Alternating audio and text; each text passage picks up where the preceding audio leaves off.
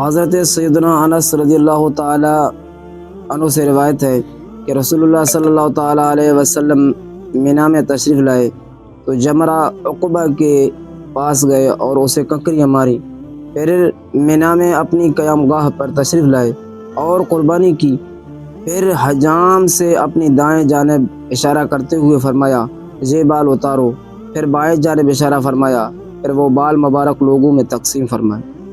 اور ایک روایت میں ہے کہ جب جمرہ کو کنکریاں ماری اور اپنی قربانی کو ذبح فرمایا تو سر منڈوانے کے لیے اپنی دائیں جانب حجام کی طرف کی۔ حجام نے اس جانب سے بال مبارک اتارے تو آپ علیہ الصلوۃ والسلام نے حضرت سیدنا ابو طلحہ رضی اللہ تعالیٰ عنہ کو بلایا اور انہیں وہ بال عطا فرما دیے۔ پھر اپنی بائیں جانب حجام کی طرف بڑھائی اور فرمایا یہ بال اتار دو۔ حجام نے وہ جانب مونڈ دی، پھر یہ بال بھی حضرت ابو طلحہ رضی اللہ تعالیٰ عنہ کو عطا کیے اور فرمایا اسے لوگوں میں تقسیم کر